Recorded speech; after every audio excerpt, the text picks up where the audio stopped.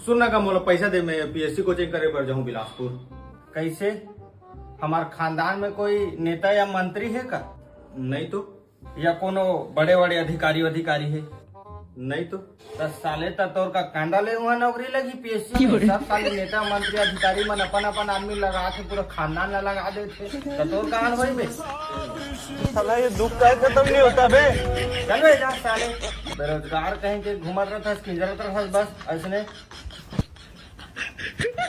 नमस्कार दोस्तों, मैं भूपेंद्र मिश्रा स्वागत करता हूं आप सभी का हमारे यूट्यूब चैनल में।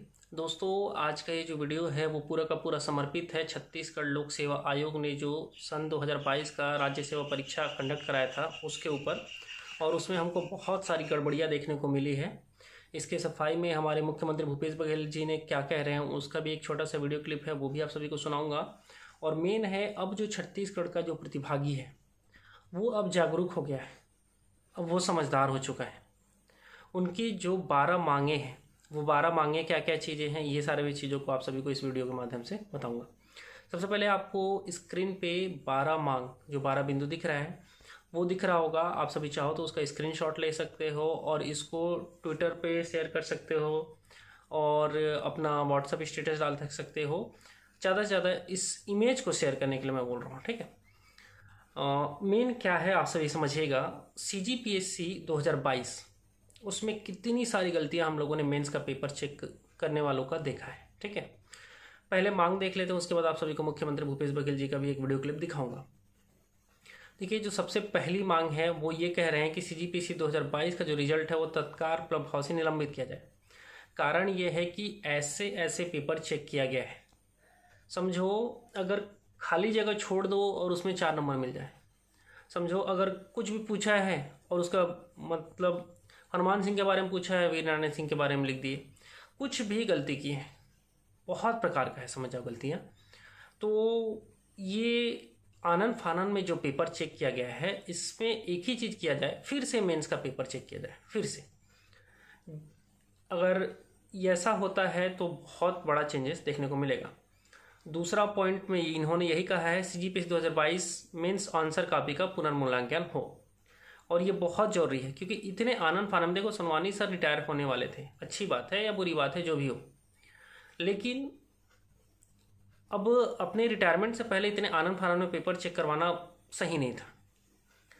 जिन एक्सपर्ट ने गलत तरीके से कॉपी को जांचा है उन्हें तत्काल प्रभाव से निलंबित किया जाए। निलंबित क्या किया जाए, उनके नाम को भी पब्लिक डोमेन में लाना चाहिए कि ये जो 3 थे, एग्जामिनर, डिप्टी हेड एग्जामिनर और हेड एग्जामिनर, ये कौन कौन थे, उस बाकायदा QR कोड के साथ, वहाँ पे सब में QR कोड रहता है ना, जिस जिस प्रश्न में गलती किया गया है उसको भी PSC को पब्लिक डोमेन में कर देना चाहिए, जिससे ऐसे हमारे होनहार कॉपी चेक करने वालों के बारे में हमको भी पता चले।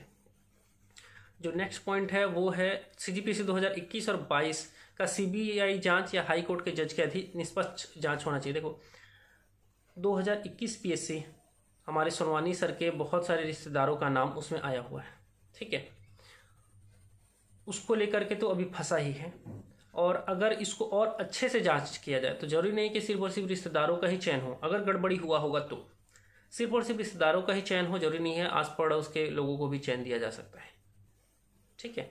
बच्चा किसी के साथ पढ़ रहा हो तो उसके मित्र को भी दिया जा सकता है। आगे देखते हैं। नए चेयरमैन का जब चुनाव किया जाएगा तो उसका छवि साफ सुथरा होना चाहिए। हमने देखा है ननकीराव कंवर जी ने एक बार कहा भी था कि हमारे जो सोनवानी सर हैं उन पे बहुत सारे भ्रष्टाचार के आरोप लगे हैं। देखो, आरोप लगना और सिद्ध होना दोनों जमीन आसमान का अंतर होता है, ठीक है। यहाँ पर कहा गया है नए चेयरमैन का जो छवि है वो साफ सुथरा होना चाहिए, मतलब उस पर कोई आरोप भी नहीं लगे होने चाहिए। छठवां है, सभी चयनित लोगों की RTI कॉपी पब्लिक डोमेन में शेयर किया जाए। मतलब जो है, खास करके जो टॉप 10 है, टॉप 20 है, जो डिप्टी कलेक्टर बने उनके पेपर्स को तो एटलीस्ट पब्लिक डोमेन में डाल ही दो, मेंस का पेपर को, जिससे ये पता चले। जैसे कि एक देवांगन भाई था, उसको हम लोगों ने देखा कि उसने क्या कर दिया था, एक पर्टिकुलर जगह मेंशन कर दिया था, नाम अपना नाम नहीं लिखा था, किसी दूसरी जगह का, और एड्रेस डाल दिए थे, तो इसके कारण से उनको क्या कर दिया, सीधे सीधे अपात्र कर दिया गया। लेकिन वैसा ही हमने बहुत सारी गलतियां दूसरे के आंसर शीट में भी देखा, लेकिन उनको तो अपात्र नहीं किया गया था। तो ये सोचने वाली चीज़ है। हो सकता है जो मेंस में जो अभी टॉप किए होंगे, मतलब जो भी अभी डिप्टी कलेक्टर बने होंगे, हो सकता है उनके पेपर में भी ऐसा गड़बड़ी हो, तो उन्हें भी अपात्र किया जाना चाहिए था। तो ये सारी चीज़ें हैं, इसलिए जो एटलीस्ट डिप्टी कलेक्टर बने हैं, या मैं तो हर बार बोला हूँ कि आप तो अपनी इच्छा से दे दो यार लोगों को पब्लिक डोमेन में अपना मेंस का पेपर। लेकिन बहुत सारे लोग डरते हैं, नहीं देते हैं, क्योंकि उनको बहुत सारे लोग सुनाते भी हैं। एक आप सभी को स्क्रीनशॉट बगल में दिख रहा होगा, ठीक है, ये महोदय भी डिप्टी कलेक्टर ही हैं और इनको भी ये लोगों की भलाई के लिए ही अपना मेंस का पेपर जो है पब्लिक डोमेन में डाले थे, लेकिन लोग इनके पीछे ही कुछ ना कुछ बोलने लग गए। ठीक है, आगे आते हैं। सभी चयनित लोगों की आरटीआई कॉपी पब्लिक डोमेन में शेयर किया जाना चाहिए हो गया। और सबसे मेन पॉइंट है, देखो, अगर एग्जाम में गड़बड़ी हुआ है तो जिम्मेदार कौन? एग्जाम कंट्रोलर, परीक्षा नियंत्रक, जो कि हमारी अभी वर्तमान में आरती वासनिक मैडम हैं। और सचिव बदले जाए, मतलब एग्जाम कंट्रोलर को बदलना है और सचिव को बदला जाए, उन पे कार्रवाई होना चाहिए। साथ ही रिटायर्ड चेयरमैन सोनवानी पे भी पूरी जांच और कार्रवाई हो। देखो एक चीज बता रहा हूँ, ये वायरल इमेज है, ये इमेज इसको मैंने नहीं बनाया है ना, ठीक है। आगे देखते हैं। 10 से 15% प्रश्न विलोपित होने पे परीक्षा फिर से कराया जाना चाहिए। Amendment model answer prelims result के साथ ही जारी होना चाहिए। कट ऑफ मार्क्स भी हर स्टेज में शेयर किया जाना चाहिए, जैसे प्रीलिम्स के रिजल्ट के साथ प्रीलिम्स का कट ऑफ, मेंस के रिजल्ट के साथ मेंस का कट ऑफ। और लास्ट जो पॉइंट है वो बहुत अच्छा है, हिंदी और इंग्लिश माध्यम के पेपर चेकिंग में भेदभाव नहीं होना चाहिए।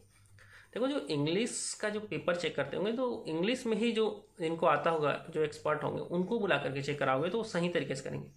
अगर कोई हिंदी मीडियम वाला ही इंग्लिश वाला को चेक करेगा ना, तो उनको क्या है ना, कभी कभी इंग्लिश वालों को ज़्यादा नंबर मिल जाता है, और ये हमने कई बार देखा हुआ है आंसर शीट में, ठीक है, बहुत सारा।